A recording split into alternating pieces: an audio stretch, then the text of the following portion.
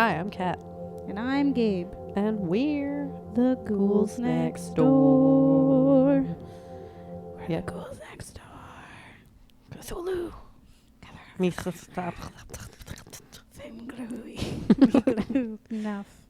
Cthulhu. mglw'nafh. Cthulhu. Ry'leh. Gha'nagl. Gha'nagl. Fhtagn or fhtagn. mglw'nafh. Oh, that's good. That was pretty close. I had to finish it, otherwise he's not happy. Yeah. That's fine, then continue. We're in trouble. Welcome, listener. We're summoning demons, or whatever. It's not a demon, he's a god. We're summoning gods. We're summoning an ancient Mean being gods. The that gods you will- don't want to summon. He's not so much mean, he's misunderstood. He is an ancient god who just upon seeing him drives people mad to the point of death. Yeah, when you got like a human torso with bat wings and a squid head or octopus head or whatever the heck, yeah, it would freak somebody out. It's not something you're trying to look at for a very long time. Welcome. It's 28. Yeah. And we're talking about H.P. Lovecraft. For our classic horror series. Yeah. Woo! Spooky. Classically horrific. Yes. In quite a few ways. But he is the father of a lot of creepy beings. Mm-hmm. Monsters. He had a lot of messed up babies. Pure just insanity. Yeah, and some of them have a lot of similar features, but they're all named something crazy, and they're all horrifying. Lots of consonants. Mm-hmm. Lots of consonants. And we will teach you how to summon some of those tonight. Yeah. We're bringing you the brooding, extraplanar, being-phile, H.P. Lovecraft, who is to thank for quite a few things, mostly just horror monsters. Yeah. He was inspired by our first classic horror person, which was Poe. Edgar Allan Poe. And then he went on to inspire others. Yes. Which is what this series is about. Yeah, the classics, going back in time. Yeah. It's ironic that like one of the classic people is inspired by one of the other classic people, but we do with what we got. It's 1800s. Yeah. It's a long time. It's a long time ago. Yeah. Yeah. I've mentioned Lovecraft a few times on Many this times. podcast. Yes. And just in life and passing. Mm-hmm. And just the world. And when people make the mistake of asking me about it, and then I take them on a long journey beneath the earth and introduce them to the Ancient Ones, and then their brains are fried.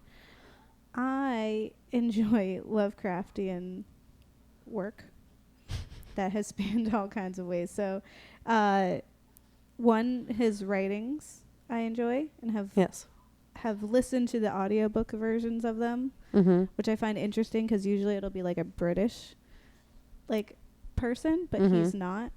But he fancied himself a British man.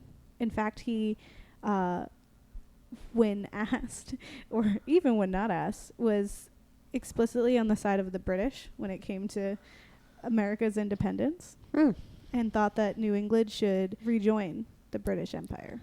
He's got a lot of conflicting and interesting work, but specifically, he kind of has bled through into a lot of things that I enjoy. Mm-hmm. So we're going to talk today about video games. Yes. We're going to talk about board games. Yep. We're going to just talk about his creepy stories. Yeah. But specifically, something I really like that came from him is the Call of Cthulhu the Call of Cthulhu RPG role-playing game, which is spooky, and I'll definitely talk more into it, but it's for people who don't know, it'd be like Dungeons and Dragons, but not at all and scary. It's a great description. Yeah. You're comparing it to a thing it's nothing like, and then just adding spooky stuff. Yeah. That's my whole thing. Great job. You win. Yeah. No, it's an interesting play because when you think about Dungeons and Dragons, you think about you make an elf or you make a big warrior who goes in and just smashes things, and that's fun because you're playing as something that you definitely would not be Whereas with Call of Cthulhu, and a trend that we're going to see throughout a lot of work that is related to him, you play as like normal people or like average people who might have like interesting intelligence or a weird hobby, but ultimately you're normal and you don't have any super strength and your hit points are just general human hit points, and that you're probably going to go insane. Yeah. So it's great in that it's mostly about investigating. It's not about just running in and Leroy Jenkins it.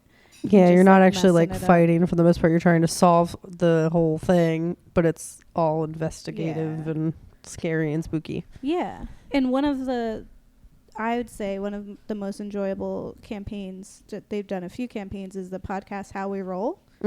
How We Roll podcast. I listen to them quite frequently, and they've helped inspire me to make my own Call of Cthulhu campaigns. Yeah. So I played it, so I was there. Yeah. You did a good job. It was spoopy as MF. As MF. Yes. Yeah, I really enjoy them, and if you want to know how that kind of gameplay works, definitely check them out. And it's kind of fun. D&D I feel like it's like a new hip thing. Like, because it pops up in media all the time now. Like Community did it, and it's less of a like that's for nerds thing. Now it's just like it's cool and weird, and everyone's a nerd now. Yeah. Stranger Things made it cool. If you're like, I don't want to be a barbarian, but I like scary stuff, then check that out. Yeah, I want to walk into a room and then have this woman make me go insane because she's secretly another thing. It's the whole time. Yeah.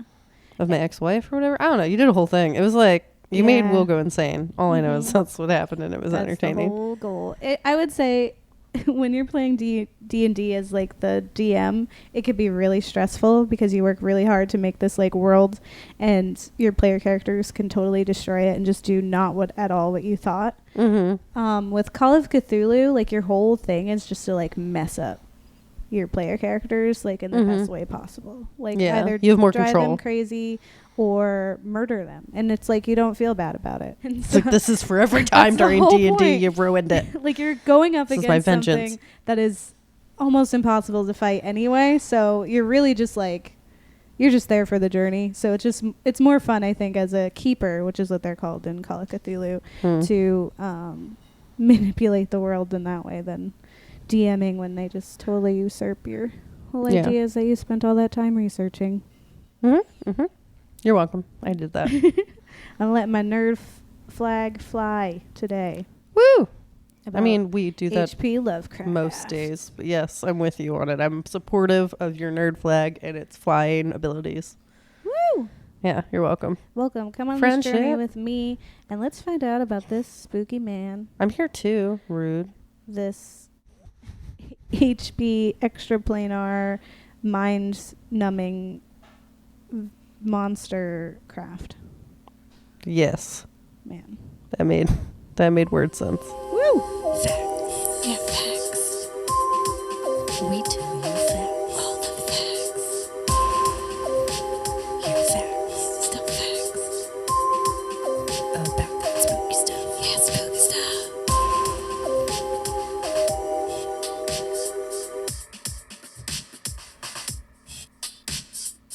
Hi. Hey. Hey. Oh, you're still here. We're here. You stayed. Shut up. Shut up. One. So, Kat, I bet you're thinking to yourself. Yeah, tell me what I'm thinking. I bet you're just sitting there over there and you're thinking, who is Howard Philip Lovecraft? I love that that's his name. And why is he so bizarre? Is so that bizarre, so bizarre. I don't know. You need to tell me. I just need to know. I'm very curious. How bizarre. That's what I was going for, and I'm happy you picked it up. I'm happy you picked up what I put down. But yeah, let's learn some things about Howard. Let me tell you about Howard Philip. Okay. His name is great. Is that actually his real name? I'm not making it up. I thought you were literally just being funny. All right, continue. Wait. That's names get better. It's a great combination. Let's go. Here's the thing about Howard Philip, right? He was born What? in August 1890.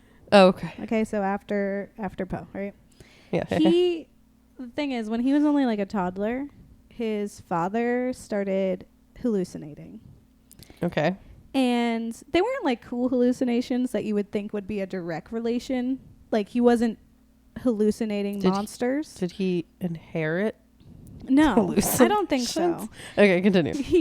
So his father started hallucinating, and like I said, they weren't like he didn't hallucinate monsters. It was just like normal things you would hallucinate about. Like he was away on business in Chicago, I believe, or Cincinnati or something. He hallucinated that he was. No, he was. Okay, that's away real. Okay. On business. Yep. And while he was in the hotel, he said that there was a maid in the hotel who was saying terrible things to him when there was no maid in the room.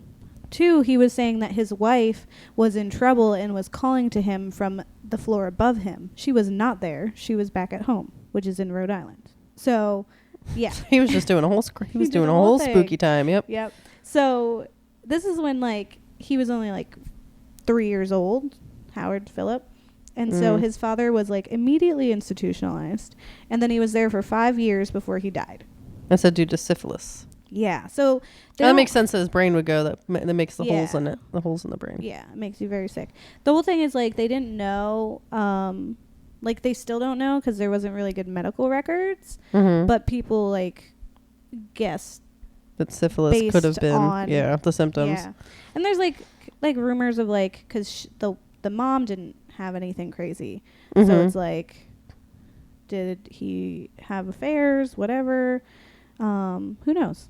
Yeah, but that's not important. We cannot go back in time and find this out. So okay, as people do. That's what's important is that he died. And dead dad. Got it. Continue. Dead. And the whole, pretty much the entire time that Howard Phillip knew his father, he was crazy. Yeah. Yeah. So that's so he didn't have like a super positive relationship with his dad. He was just like, oh, Dad's weird. Yeah. He's a little off. I don't really know. Yeah. So his mom took him and they went to live with their 2 aunts. Mm-hmm. Well, his 2 aunts, his grandmother and his grandfather. Mm-hmm. His grandfather's name was Whipple Van Buren Phillips. Whipple was his name. Oh. And Whipple? Yeah. So when when his father died, his mom got really I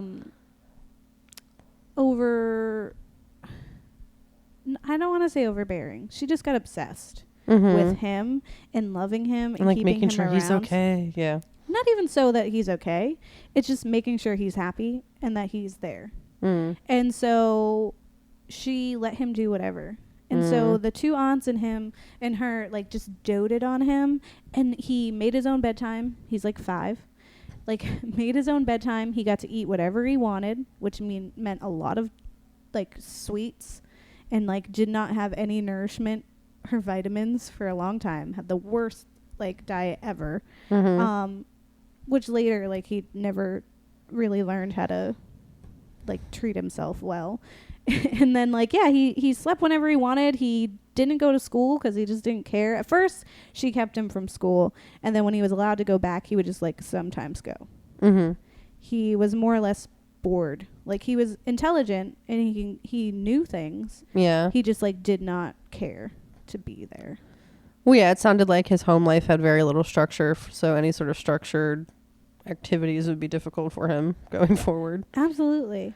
So he loved his home because it was huge. It was full of people. He had servants because his Whipple had lots of money. Mm-hmm. And so he had this, like, everyone doting on him. He had this beautiful giant house. He loved his grandfather, like you loved your grandfather. Mm-hmm. And that was, like, his whole life. But then his grandfather suffered from some money problems. Mm-hmm. And then kind of in the decline of that, he ended up dying. And so his mom had to move away, and they got this small house. And so he lost all the servants and all the doting aunts and other people and the endless rooms to run in, and just had this tiny house, which was really severe to him. He was really intelligent, and I found this quote that said that he recalled that at 5 years old, and again, this can totally be a lie because he says a lot of stuff, and then he says other stuff in his whole life. But he says at 5 years old, when he was told that Santa Claus did not exist, he said, "Why God is not equally a myth." Yeah. Yeah. Sounds like a logical turn of a 5-year-old phrase. would say. Yeah. Yeah. I mean, yeah. And then he's just like, now I'll make a bunch of evil gods. Mm-hmm. It's like, Or well, if monstrous nothing's gods. real, I'll just make my own thing. So that's what I was taught. So here we are. Yes. I kind of found all these different weird accounts about his mom. So, like, she was, you know, super overbearing. She had this really weird kind of relationship with him when he was younger. She wouldn't let him cut his hair, which made me just think of Finn from Adventure Time because the way it was kind of described in one thing. Yeah. But he wanted it cut. Yeah. And so he cut it, and then she said he was ugly. Oh, that's mean. Mom. Like, a lot. Like, she would just tell neighbors, like, look at my ugly son. He's hideous. Look at He his has short a hair. narrow, ugly face. And, yeah. awful. Yo. Terrible, right? But then, like, they had this weird relationship where, one, she let him do whatever he wanted, but then the neighbors also reported that they would just recite Shakespeare to each other, and it was, like, this joyful, like, bonding thing. They would just put on Shakespeare plays for fun. They would just tell it to each other. Yeah. Shakespeare. Mother's son bonding time. Interesting.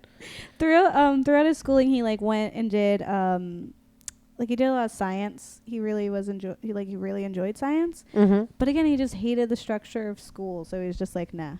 Yeah, now I'm done here. Cool. Yeah, but the whole time he's been writing. Like, he started writing when he was very young, and like when he was like 8, wrote this like pretty interesting story for an 8-year-old.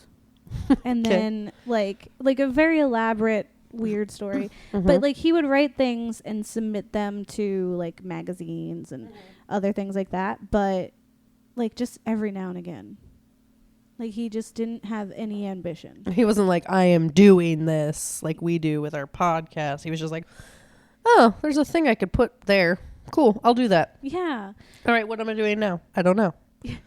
6 months later. Oh, yeah.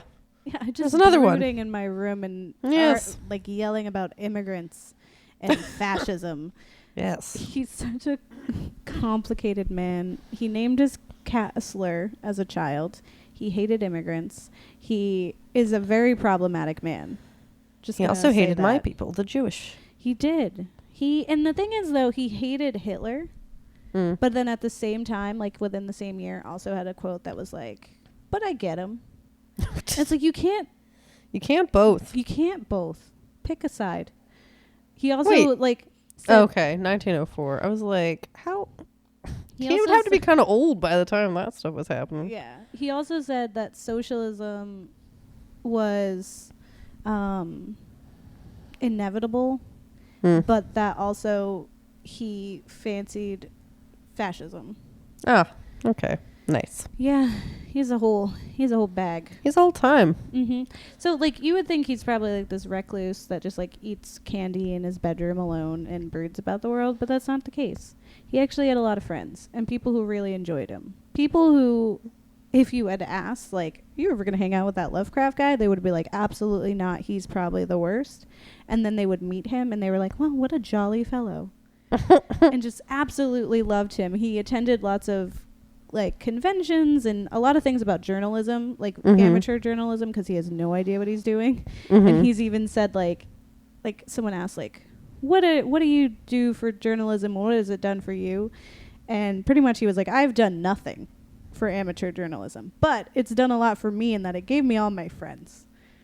And so at one of these conventions, he met a woman, Sonia Green. And she befriended him and would travel out of her way to visit him. Yes. A lot. And he just totally did not get that was a whole thing. Yeah. He was just like, that's what friends do. They travel way out of their way to hang out with them and sit really close to them and read all their stuff and admire them. Until she was like, hey, dummy, I like you. And he was like, oh, that's a thing. Let's get married. I heard that's what people do. Oh my gosh. And then they were married, but he was Lovecraft. He did not show a lot of emotion. He didn't say I love you. He would say I appreciate you. Yeah. And you do great work and thank you for being around. But he wouldn't say I love you. He was quoted as being adequate at lovemaking.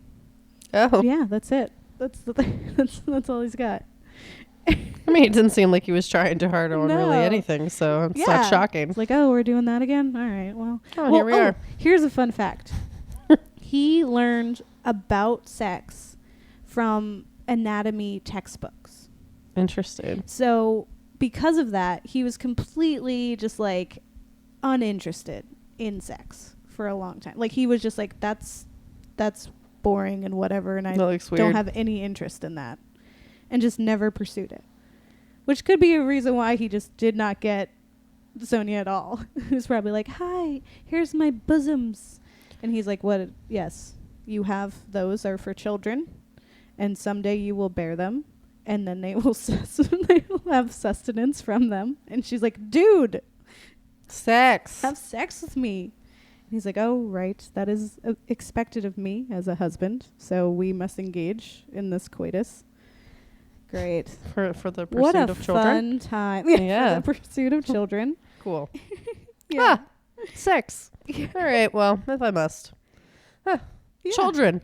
All right. I guess that's a thing. They did not have children. Well, whatever. I'm just kind of But going down yeah. the line. But, I mean, it didn't really last because, again, he wasn't an affectionate person. And you Mhm. can only go so long with a robot man before you're like, I need to do something else. Also, she was supporting them. She made all the money. And she had to travel for her job. And so she was gone a lot. And it kind of just became this conscious uncoupling before Gwyneth Paltrow. They made it a thing. And so they pretty much just agreed on a divorce eventually. Yeah. But they were already like not together for a long time. The weird thing is Sonia Green is a Jewish immigrant. Mm-hmm. And that's the thing he hated a bunch. Lovecraft hated Jewish immigrants. And his thing, which is the worst, was that he said that she no longer is that because she's Mrs. Lovecraft. Like, that marrying him has made her not that anymore. She is now exempt from his hatred and is special because he's, again, the worst. So my admiration for his work is totally unconnected to him as a person because he was the worst. Yeah. I'm getting that. Yes. And, like, I mean, he would say a lot of terrible things about different, like, races and especially immigrants. But then he would go on and, like, he had friends of different races and that were immigrants and would be very nice and very, like, helpful to them. Like, they would not have guessed that he's been writing all these hateful things in, like, his journals. Like, you know. And it's just really bizarre that he had all these friends being someone who very easily could have just been a recluse. Yeah. He could have totally Emily Dickinsoned it and hid in his attic for his entire life. But he didn't. No. He was out there. But he never really took care of himself, and he never went to the doctor. And when he finally did, he had small intestine cancer. And Probably from all the candy. I don't know if that's how you get cancer. I don't know either, but I'm going with But it. it could go with that, him just eating his cakes for dinner. He also didn't eat a lot. He was not obese because he believed he needed to be really thin so he can look more aristocratic. And again, he just like really loved Britain, so he just wanted this whole like idea that he had for it. This aristocratic Brit who was really tiny, yet only ate cakes. Interesting. Yeah. Yeah. He did end up dying at just 46 years old because of that cancer. Because by the time he went to the doctor, it was too late. It was just already spread because he waited too long, because he just does not care about anything. But like I previously mentioned, he loved Poe. He was one of the most significant influences in his writing. His work was largely like English in nature, the same way that Poe's was, and that he even specifically mentions Poe's work in some of his work. So in The Shadow over Innsmouth, Lovecraft refers to Poe's story, The Imp of the Perverse, by name. Like, he's just like, this book. Go read it. Yeah. And in his poem Nemesis, where the ghoul-guarded gateways of slumber suggest the ghoul-haunted woodland of Ware, found in Poe's Ula. Ulaloom. Ulaloom? I don't know. Sure. Yeah, he was just greatly inspired by his work and this idea of like this gloomy nature and that there's a hidden motive under everyone and that there's just like monsters in the darkness. I mean, it could have been also like some sort of weird way to connect to his relationship with his father, and that like his father was seeing things and going insane. And he was like, oh, I see things too in my dreams. And this could have made my dad do this through aliens and whatever else. Yeah, he definitely used to have crazy dreams when he was younger, like waking nightmares that he would remember. Yeah. Just like Poe did. You know, Yeah. like things that they remember. And just like Mary Shelley did. Yeah. Those kind of haunting dreams that you want to write stuff about. Yeah. And it's like, I think it takes the talent to just like be the person who writes it down. But he created a lot of monsters, and we're going to visit them. We're going to go on a monster hunt. Gonna catch some monsters. We're going to catch them all. Cthulhu. Yeah. Yeah, that. So, you get out your phones and you wander aimlessly throughout the city. This would Getting be a dope game and also terrifying. There's not really. Is there? What are the green tokens ready to throw at your monsters so that you can close the portals? Oh, and they would be stuff? like elder signs. Yeah, get elder signs. Get some elder gates. signs and some gates. Just walk around the city, throwing them all around, finding yourselves some beasts. Yeah. And you send them back to the spooky whatever the guys. places. Yeah. Sometimes space, sometimes blah, blah, blah. Sometimes I don't know. Yeah. I think everyone is, if you don't know who Lovecraft is, you probably do and you don't know. And primarily that is, you probably know about Cthulhu. Mm-hmm. He's the big guy. He's the big main one that everyone's like, oh my God, yeah, that. Cthulhu for president. Nah. Yeah. Wait, no. mglw'nafh. Cthulhu R'lyeh. Ghouls. There you go. You Is are he welcome. Here now? Yeah, no, he's hanging out. He's just like, now we've summoned him. we have summoned him That- and now we may be able to capture him. with So that perfect going retelling. on, that beast hunt was successful. Yeah. Throw down some elder signs and get him to go somewhere. I don't know. He needs to go to one of the other worlds Mm-hmm. because that's where they're from. Mm-hmm.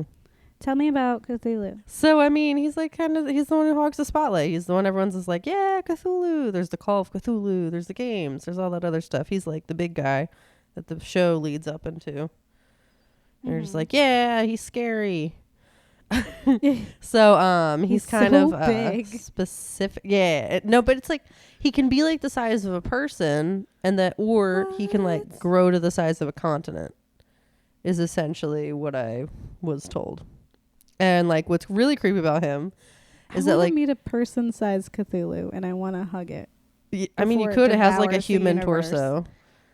So he was said that he has like a human torso with like bat rubber wings kind of coming out, jutting out of his like shoulder blades.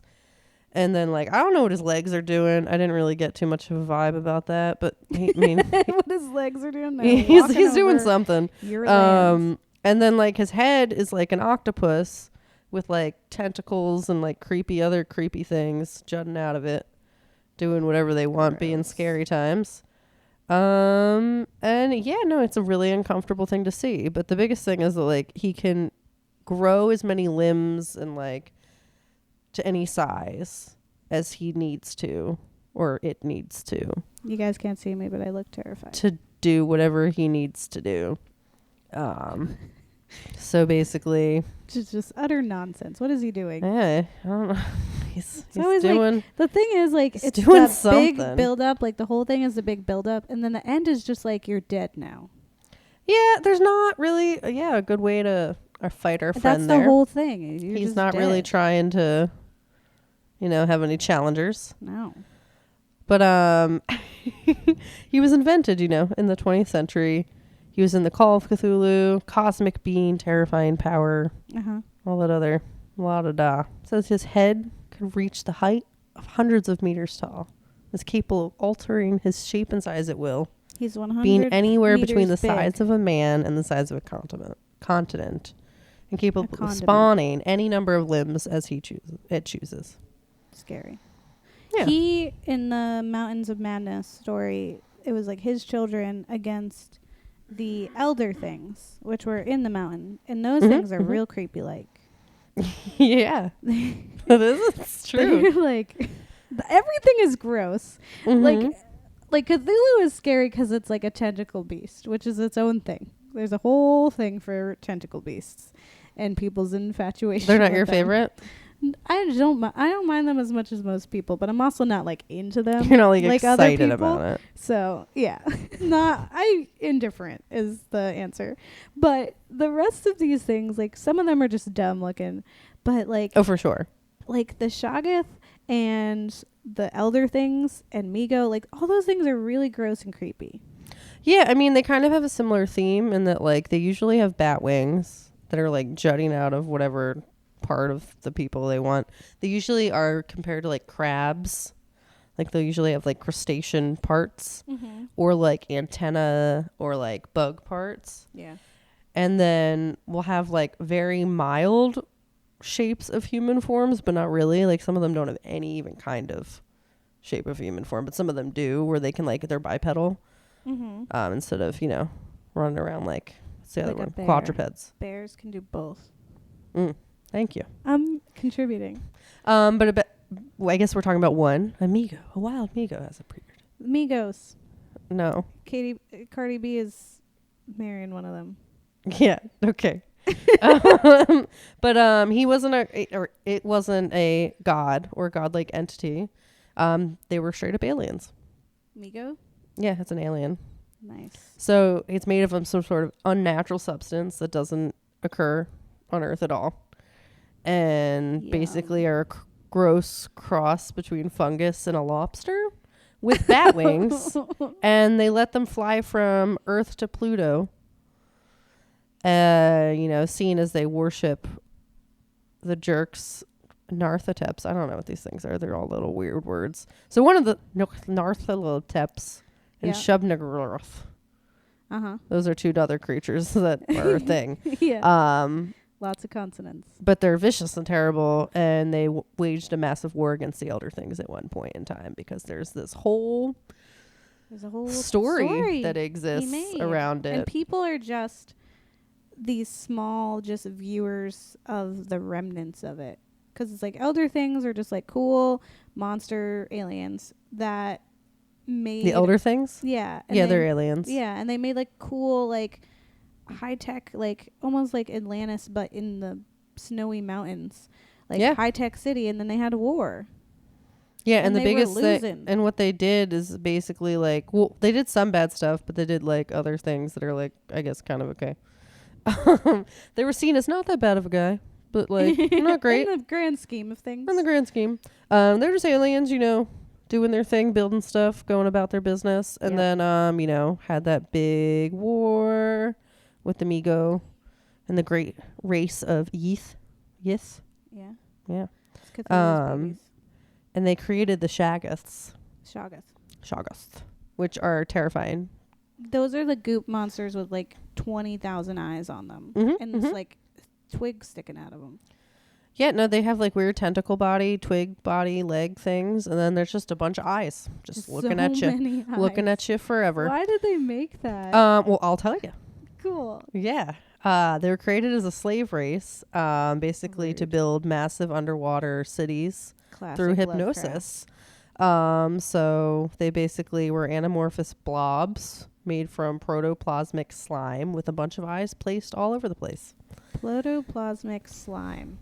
Yeah, and they have a lot of strength and, you know, gross bodies and weird limbs. And they can kind of just mold their bodies to do whatever kind of task you need them to be. So they use them to build cities and, you know, all the infrastructure of their land. And then they were like, yo, that's not cool. I want to do stuff. I want to like build my own cities, rude.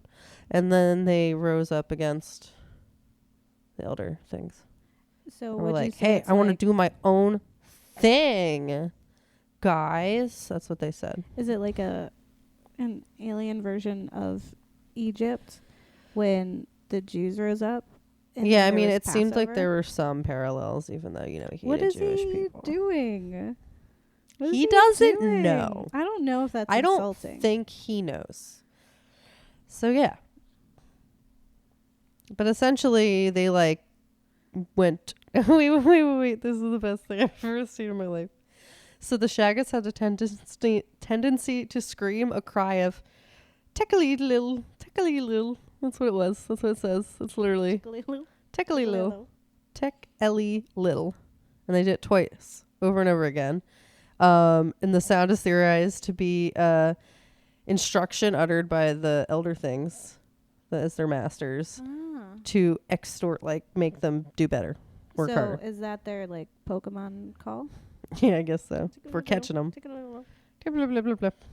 Yep, that. Shoggoths are scary. They were just trying to be free, though. They're brainwashed little alien babies. They didn't know. Yes. They didn't know. Wasn't their fault. I'm sorry. Gabe. I didn't do it. Why do you hate them? They didn't do it.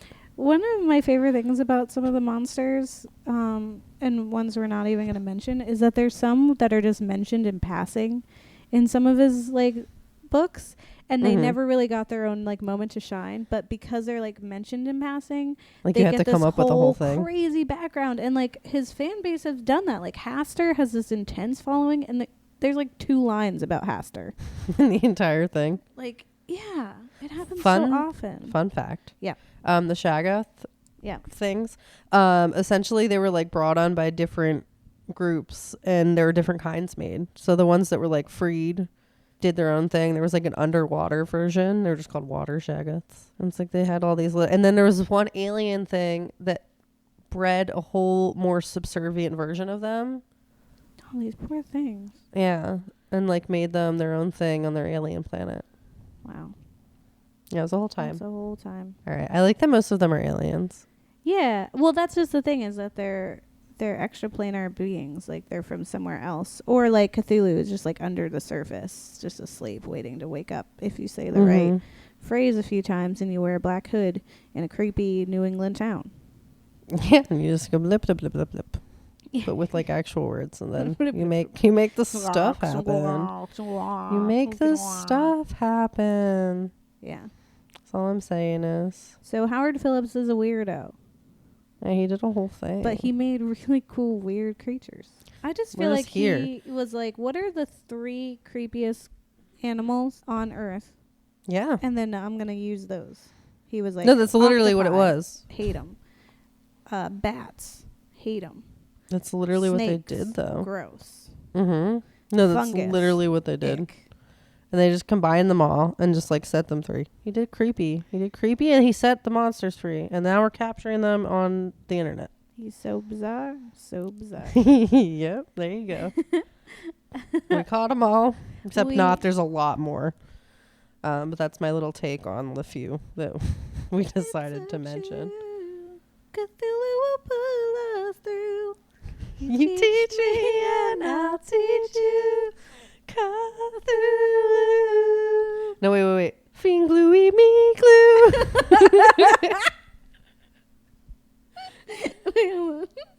Excellent. I'm proud of you.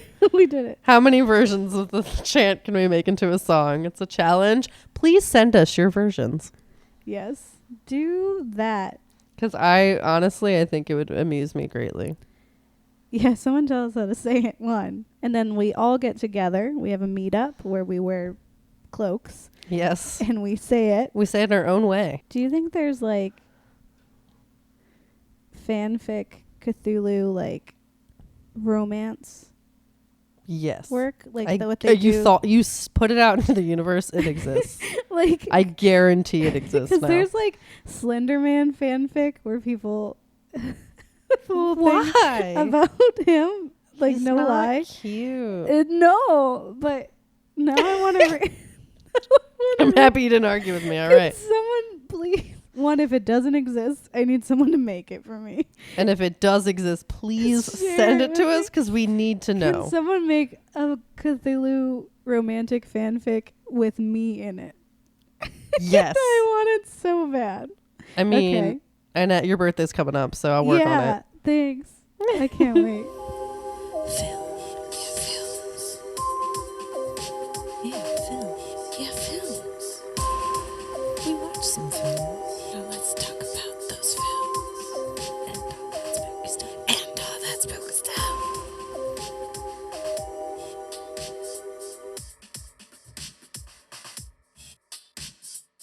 Guys, we just lied to you. You just heard a whole interstitial that was like About films. films. We're talking about films. Well, We're not. psych. We're talking about games. Let's talk about What games. Okay. Okay. And all that spooky stuff. Yeah. There are films, kind of. Yeah, And they're then mostly bad. they're very bad. And then there's the endlessly in creation Guillermo del Toro, Mountains of Madness, I believe, film that's just been a WIP for forever. Yeah. And it's just not, we're not going to talk about it. So the thing about us is that we're multifaceted. We do more than just watch TV. Believe it. We do lots of things. We have friends, and we talk to them, and sometimes we'll invite them over, and we'll play scary games together, like Arkham Horror, or Call of our Cthulhu. own Call of Cthulhu campaign that Gabe created that was pretty fucking great. Thanks. And then make each other go insane, and it's a whole time. It's fun. It's just fun. Board games, video games. Cool. Yeah. It's just a good time. Me So gluey. there's the thing about it is like there's not a lot of You're films that are mainstream, but there are a lot of games. There's a lot of games. There's so many games that are inspired by him, and I think the reason is because of what we were saying with the Call of Cthulhu thing, and that it's it's scary because you're just a person. Yeah. And like your main thing is like you hide. And you do not fight the things. And you're just trying to figure out what's going on. Just like, why am I here? I don't know. Yeah, like there's a whole game where you're a journalist and you have a camera, and that's like one of your basic light sources, but the entire game is you hiding in closets. Yeah. As you're investigating like a messed up insane asylum. You're just like, why is this happening? That's the whole time. Yeah. And now there's also Amnesia, The Dark Descent. Yeah, thanks PlayStation Plus. I got all of them for free. Yeah. Well, because it was back in 2010. It was 8 years old. All I'm saying is it was free, and that's why we have it. Let me tell you about this game. Okay. For people who did not get it for free. Let me tell you about Amnesia: The Dark Descent, Cat. Let me tell you about it. Tell me about it, Stud. You got it. In late August 1839, Daniel, a young man. Why was that to you? Why is 1839 so delicious? That was a good year. Saying words yum, yum, so yum. nice. Words so weird. You're like, oh, name Daniel. There's a man. Yes. Okay, interesting. Tell me more. He's super dead. 1839. Love it. Yeah. Sexy. In late August 1839, Daniel, a young man from London, awakens in the dark and empty halls of the Prussian Brennenburg Castle with little to no memory about himself or his past. Yes. All he can remember is his name, that he lives in Mayfair. His name is Daniel, by the way. And that something is haunting him. Something's... Oh, no. I'm being hunted too. He finds a note written to himself, which informs him that he has deliberately erased his own memory and is being hunted by a shadow, which doesn't seem very practical. If you're, it'd be like, you would former self, what the heck? More than a shadow, please. I need to know that I'm being hunted. Like, why'd you erase my memory and now I'm like severely like handicapped in my ability to know what's happening and then fight this shadow beast? Well, because he was going insane. Anyway, he instructs him to descend into the inner sanctum. Always make sure that you get permission before you descend into someone's inner sanctum. Yes, probably. Of the castle in order to find and kill its baron, Alexander. Yes. So that's the thing. Quite. Yeah, quite. Yes. 1839. Nice. Daniel, I don't know which trigger word it was for you. Was it August? I was reacting to your voice. Was it late? You were just talking all sultry like, and I was like, in? I'm going to contribute to this by also talking sultry like, and then that's what I did. Aroused by the word in. Jesus Christ, Gabe. All right, here we go. So say other words, please. I'm afraid. No. I don't know what I might say that'll trigger you. No! Stop!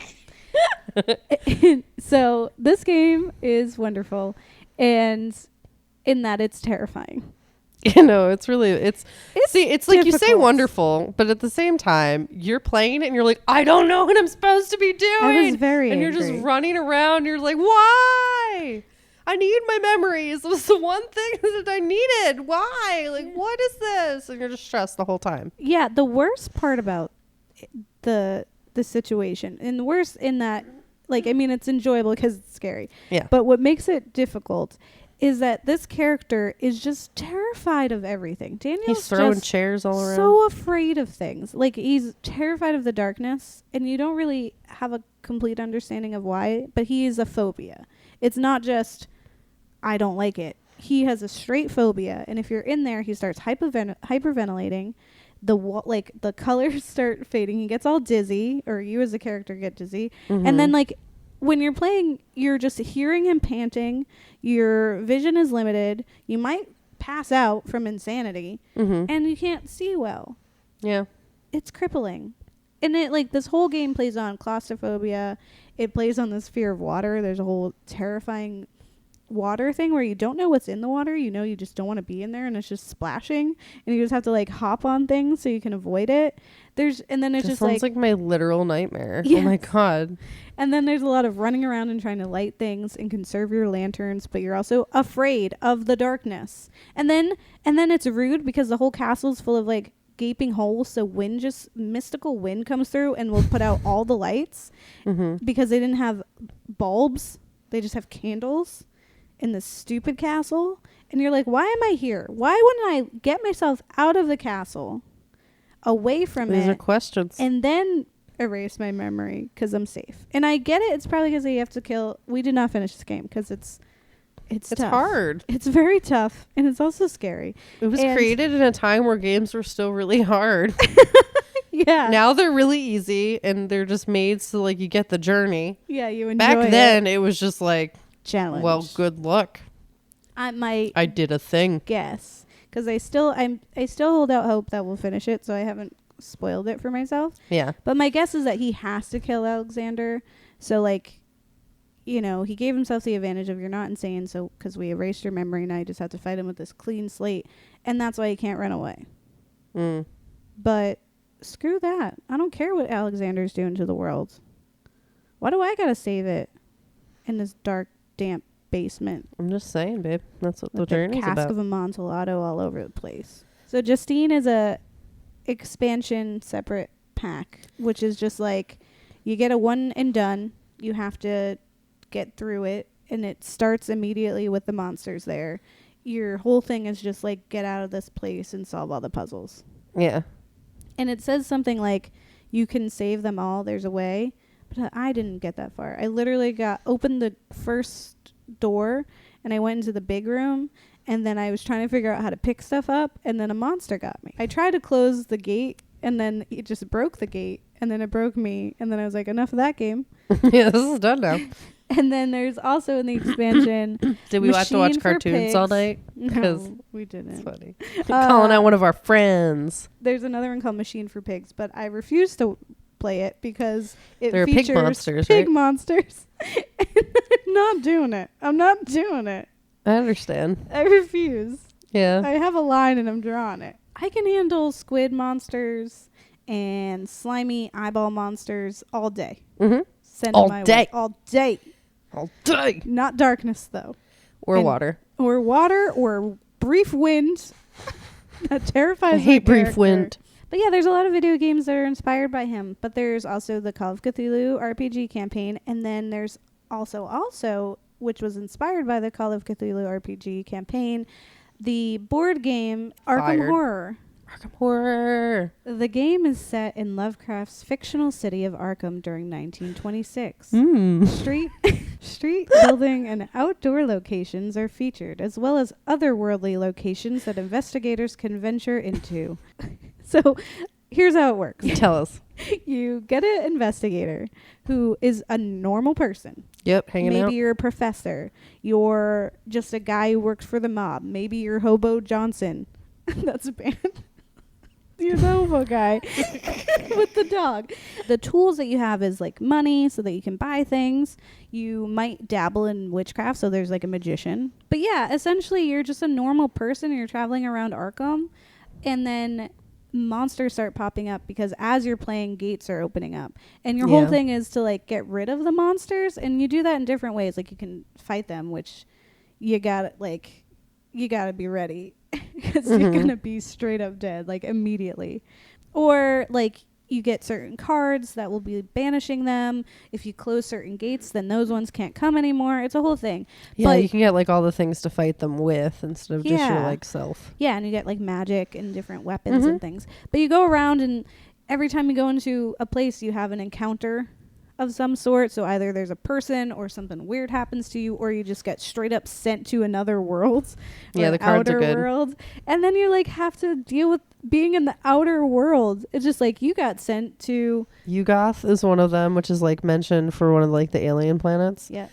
Yeah. So like if you get City put to one of race. those, and then you like it's like you land here, you witness something unspeakably traumatizing. And it usually makes you lose sanity. Yeah, and you passed out because you're insane now. And now you're stuck in the in-between. Yeah. But Arkham Horror is super dope. It's very really fun. hard. If you're a board game person, they also have expansions, of which I have 2, which will either be more cards, so you can get more like villains, you can get more characters, you can get more circumstances. You can also get entire new sections of town. So like you have Arkham Horror is just like the Arkham world, but you can also get like the university. You can get like this. You can get the Innsmouth. That's like the main Cthulhu lore. Like you have the Cultists. The different monsters that you're fighting are really interesting, and how they affect you are really interesting. It's super great, and like you're just like kind of working together. It's not competitive. Like you're not playing. Yeah, no, it's definitely a team effort. You're the competitor. The competitor is the big bad demon god, whatever the heck it is, thing that you're fighting. Yeah, and you're working together and you're strategizing, because it's like you have one person who's now like closing gates. You have this person who's like trying to figure out things, and then you got this other person who's punching monsters. Yeah, usually you got one friend who's like trying to like really amp up their like items and like healing stuff and getting all those elder signs or whatever they are. And then you have the other friend who's like gung-ho and like fighting everything, because they got the like they chose the character that would be able to do that without going super crazy real quick. And like usually you picked your characters strategically. And it's like if you like RPGs and if you like nerd games and being spooked and strategy, like grab some friends and grab a few hours and just sit and play them. Yeah. So cool. Come and hang out with us. We'll play it with you. We love this game. And I really got to say, like, if we're looping back to the Call of Cthulhu campaign, that was really fun. Aww. It's a really good time. I mean, you just got to get one friend who really likes to, like, come up with stories and, like, spook you. Yeah. And then they'll be the one doing it. And then you're just, like, along for the ride, hoping that you figure out what the heck's going on. Yeah. I mean, you also, again, you can listen to How We Roll podcast. So giving them a shout out, because I really enjoy them and they inspire me all the time to do that. But there's also there's campaigns that you can purchase. There's campaigns that you can download. There's campaigns that the guy who runs How We Roll has made himself and has played in there, so you can hear how they play it and kind of get an idea of how to do it yourself.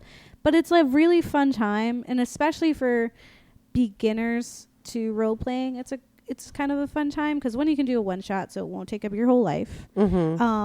Your character's also probably different from die. D&D, because it's D&D's like long game. Yeah, I mean, Cthulhu you can do one shots, but 1 or 2 off. Yeah, things. usually, it's pretty chill. You're not gonna have these characters for forever. Yeah. And it's just like a fun, creepy time, and since it's October, this is the best time to do that. Yeah, get spoopy.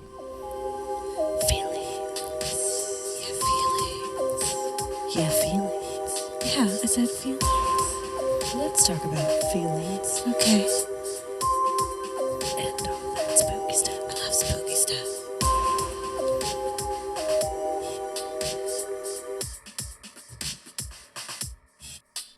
The thing about Christopher walking is he gets very excited. Thing gluey, mglw'nafh, Cthulhu R'lyeh, wgah'nagl, fhtagn. Yeah. Thanks, YouTube. What if you summoned Cthulhu and he sounded like that? I would be like, all right, I'm fine with this. I'm Cthulhu, and that's my impression. I could do two Like, words. oh, I'm so happy you're here. So it'll be, if you like it, it's 50 Shades of Cthulhu.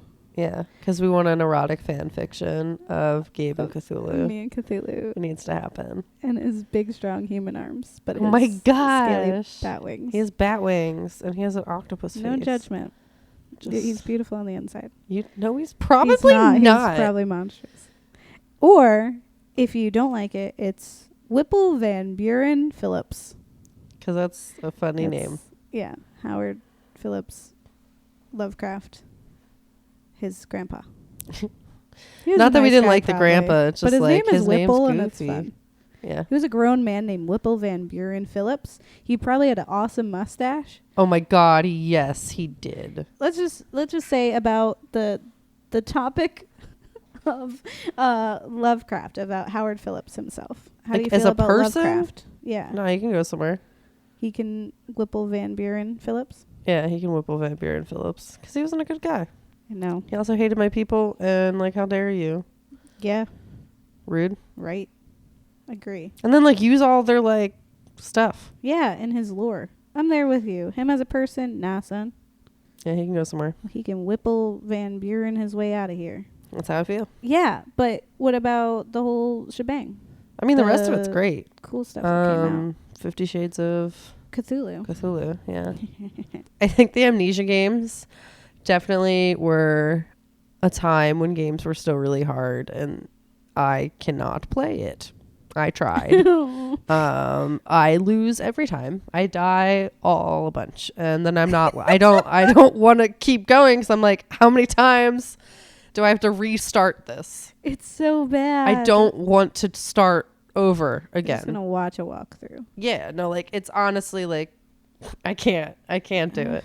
But Arkham and Call of Cthulhu and all of that stuff about it. Yeah. And Amnesia is great because it's scary. Like it genuinely is. Like in the very subtle ways that you would want a scary game to be scary. And it's not so much monsters as you would expect it as in a Lovecraftian thing. It's more the like wind and the fear of the dark and all this. And just like really playing upon phobias and fear to make something that like really isn't that scary really, really scary. It makes things real in a really unreal circumstance. Yeah. Like, were there to be these monstrous beasts, this is what we are. We're just normal people. I just really love the, like, getting to be in that place and you're just, like, in Arkham, you're in Boston, where everyone's kind of hard-edged anyway. It's, like, 1920. So y'all, or 1900s even, they all talk really weird. And then you're just like investigating. And there's so many layers in it. And when there's a Call of Cthulhu campaign that's done right, it's so fun. Because the whole thing is investigating, which is one of my favorite things to do, like in games. Yeah, and I mean, I definitely agree. Like the whole regular person dynamic really makes it more enjoyable. Because I feel like when you have like fantasy and stuff like that, you lose that a lot of the time. 'Cause usually you're this like fantastical thing that has powers and can fight all this stuff. Or when you're like, not saying Cthulhu's gonna come hang out and like ruin the world. We're here, we're doing it, and if like that's what happens, we have to deal with it. So it's like fun to kind of have like in something so fantastical and crazy, still have this like element of realness. And I like we didn't really talk a lot about or at all really his actual writings, but like that's very much why they're like that. It's just like it's following these normal people, or it's like a white man who went to Africa and touched the wrong artifact, and now he's like his entire expedition died out of insanity, and now he's back and he's like going insane and might have unleashed like a monster. Or there's an entire creepy town full of weird looking like fish people who are summoning Cthulhu or something, and those are Daggons specifically. They're so just so you know, that's one of his crazy. creatures. Yeah, the fish people are the Daggons. fish people, And when they're revealed, oh man, what a journey, guys. Definitely like read his stuff. We wouldn't have a classic horror month Yeah. if it wasn't a thing. It's just like, this is the stuff that influences pop culture and the things that, you know, we fear today. It's stuff that's always been universally scary, and they're the ones who really like brought light to it and really connected it to a bunch of other stuff. I think he wanted to be antagonistic and he wanted to argue, and then when he actually got down to the nitty-gritty of meeting people and talking to them and befriending them, he was like super nice, and he was like, oh well, I met you and now you're nice. But I mean, for that, there's that to thank him for, but otherwise, get with the times, guy. Yeah. Thank you all so much for listening. We love you. Yeah, don't get married, they eat your kids. Yeah, or Cthulhu will. Okay, bye. Bye.